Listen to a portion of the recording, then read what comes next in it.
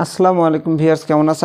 আজকে আমি তোমাদের সামনে আমরা কথোপকথনের সময় অথবা ডায়লগের সময় অথবা কথা বলার সময় বন্ধু বান্ধবীদের সাথে আমরা এই ধরনের বাক্যগুলো বলি। আমাকে যেতে দাও, আমাকে বলতে দাও, আমাকে লিখতে দাও, আমাকে পড়তে দাও। এই রকম শব্দ যেগুলো থাকে দাও, এই বাক্য কিভাবে আমরা ইংরেজিতে ট্রান্সলেট করব তার সুপার টেকনিক আমি তোমাদেরকে শিখিয়ে দেবো। যদি দাও কথাটা অথবা দেও কথাটা যদি উল্লেখ থাকে তাহলে 100-এ 100 তোমাকে ইউজ করতে হবে হলো লেট। কি ইউজ করতে হবে? লেট।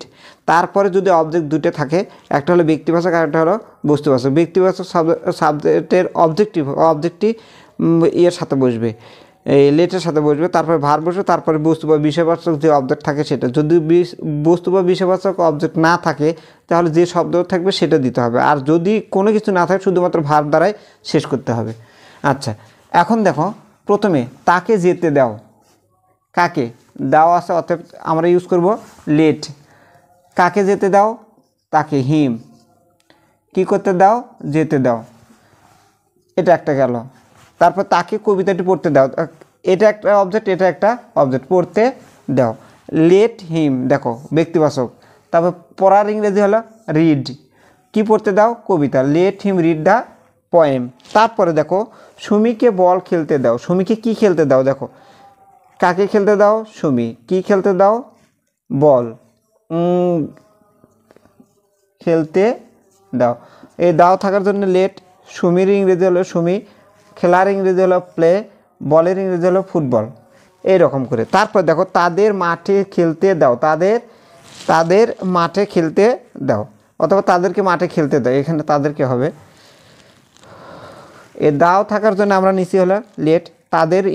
তাদেরকে ইংরেজি হলো দেম। খেলার ইংরেজি, খেলতে দেওয়ার ইংরেজি হলো প্লে। কোথায় খেলতে দাও? In the field.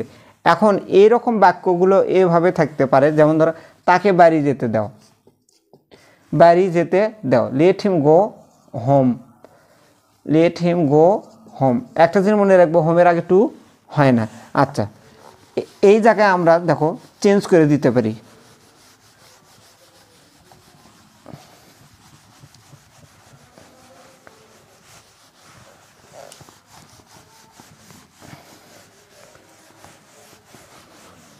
আচ্ছা, আমাকে দেখতে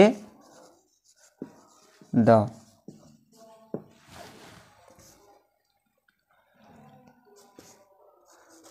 ঋতুকে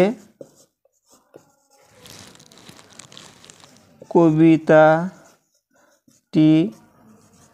লিখতে দাও। দাও আছে। আচ্ছা, আমাকে দেখতে দাও। দাওয়ার ইংরেজি লেট। কাকে? মি। কি করতে? দেখতে। দেখার ইংরেজি হলো সি। Let me C. আমাকে দেখতে দাও। এখন আমাকে বলতে দাও, তাহলে এই জায়গায় টেল। আমাকে শিখতে দাও, তাহলে এই জায়গায় লার্ন। আমাকে শুনতে দাও, তাহলে এই জায়গায় হবে লিসেন। আমাকে যেতে দাও, তাহলে হবে হলো গো। আমাকে আসতে দাও, লেট মি কাম। আচ্ছা, তারপরে আমাকে হাঁটতে দাও, লেট মি ওয়াক।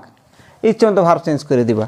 তারপরে ঋতুকে কবিতাটি লিখতে দাও, let Ritu read the poem. আচ্ছা, এখন দেখো, ঋতুকে কবিতাটি লিখতে দাও। এখানে কবিতার পরিবর্তে গল্প হতে পারে, উপন্যাস হতে পারে। এখানে লেখার পরিবর্তে তোমার পড়া হতে পারে, বুঝতে হতে পারে, শুনতে হতে পারে, দেখতে হতে পারে। এইরকম তুমি একটা করে ভার্ব চেঞ্জ করে দেবে, একটা করে অবজেক্ট চেঞ্জ করে দেবো। এখানে এই অবজেক্টটাও তুমি চেঞ্জ করে দেবে। ঋতুর জায়গা সুমি দিতে পারে, রফিক দিতে পারে, রিতা দিতে পারো, যে কোনো কিছু দিতে পারো।